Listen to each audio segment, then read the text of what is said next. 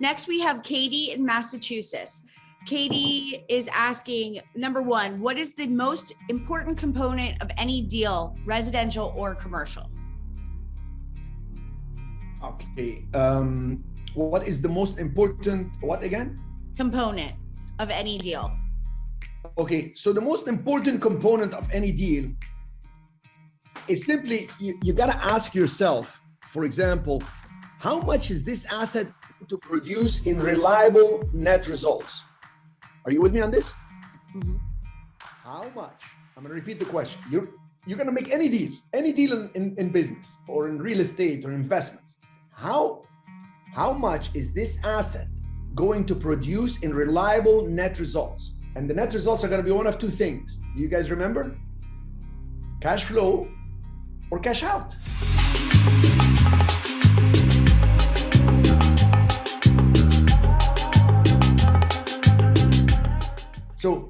So then once you figure out, if I buy this building, it's going to produce 90,000 a year in cash flow. The next question is going to be, because you have to measure that whatever I'm going to get out of this property, either in cash flow or in a big cash out, it's got to be measured against how much effort, means what needs to be done, how much money, and how much time. Because if it's going to take a lot of effort and it's going to cost me a lot more money and it's going to take forever to get it done, maybe I don't want to do that deal.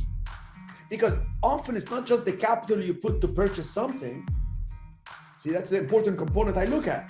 It's not just how I'm going to buy this building for $1 million, but the bank says it's going to give me 90% loan. Yeah, but I'm going to put 100,000. I still got to put another 600,000 in rehab. You see? So not only the capital you put once, but what will be the ongoing additional capital needs and management, the decisions, the energy, the time, the focus, the expertise, the connections I need to have for this. So because all I'm trying to figure out at the end is how long will it take me to recover the capital invested? So returns thereafter, if I'm holding the buildings, are infinite because I already got the money back. Or if I sold the property, now I got so much chunk, what else can I do with it? Can I keep growing it? How can I defer the taxes, reduce the income, reduce the taxes, etc. So again, the most important component is what's going to be the net result in terms of money. And is that going to be cash flow that's reliable, or is it going to be a cash out?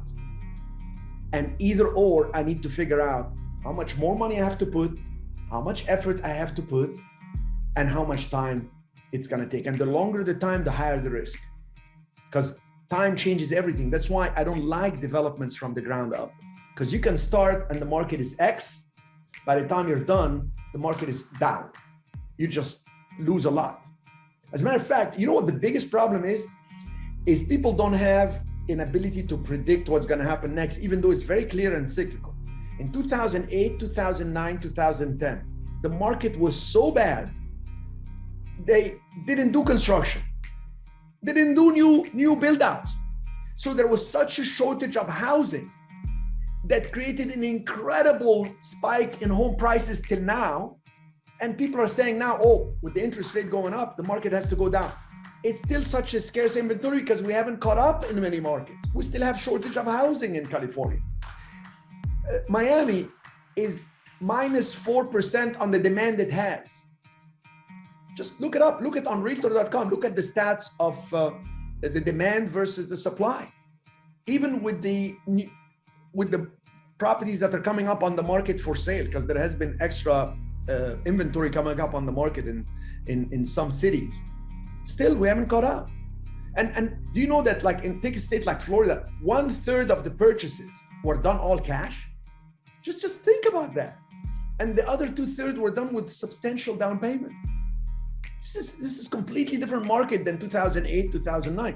But the key thing here is understanding the key component is what's the net result I want, cash flow or cash out, and then how much more money is going to require from me. That's why my fund is so successful, because people invest the money once, I don't do capital calls. There is no such thing. We've been running for 12 years. I never ask an investor, oh my God, we're in trouble. We need more money now. Otherwise we can finish it. Like you would do in an apartment building. I have investors that invest with me and in other projects that have like equity.